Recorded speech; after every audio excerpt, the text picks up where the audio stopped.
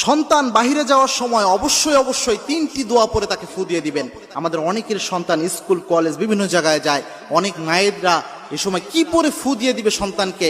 বাহিরের হাজার বালা মুসিবত, রোড ঘাটে অনেক সময় অ্যাক্সিডেন্ট হয়, এগুলো থেকে নিরাপত্তার জন্য সন্তানকে কি পরে ফু দিবে এটা অনেকেই জানে না। অবশ্যই 3টি পরে সূরা পরে সন্তানকে ফু দিয়ে দিবেন, 3টি দোয়া পরে। এই 3টি দোয়া রাসূল সাল্লাল্লাহু আলাইহি ওয়াসাল্লাম নিজে প্রেসক্রাইব করেছেন এবং অত্যন্ত অথেন্টিক হাদিস, সহিহ হাদিসের মাধ্যমে এই 3টি দোয়া প্রমাণিত। রাসূল সাল্লাল্লাহু আলাইহি ওয়াসাল্লাম, সাহাবা একরাম এই 3টি আমল করতেন। প্রথম যে দোয়াটা রয়েছে এটা তিরমিজিতে হাদিস এসেছে, রাসূল সাল্লাল্লাহু আলাইহি ওয়াসাল্লাম নিজে বলেছেন। আল্লাহর হাবিব সাল্লাল্লাহু আলাইহি ওয়াসাল্লাম বলছেন, যখন তোমাদের কেউ ঘর থেকে বের হয় তখন যেন ওই ব্যক্তি পড়ে বিসমিল্লাহি তাওয়াক্কালতু আলাল্লাহ ওয়ালা হাওলা ওয়ালা কুওয়াতা ইল্লা বিল্লাহ। এই দোয়া পড়ে যেন নিজের মধ্যে ফু দেয়। এটা যদি পড়তে পারে ওই ব্যক্তিকে আল্লাহ নিজে হেফাজত করে দেয়। সুবহানাল্লাহ। কোনো ব্যক্তি যদি ঘর থেকে বের হওয়ার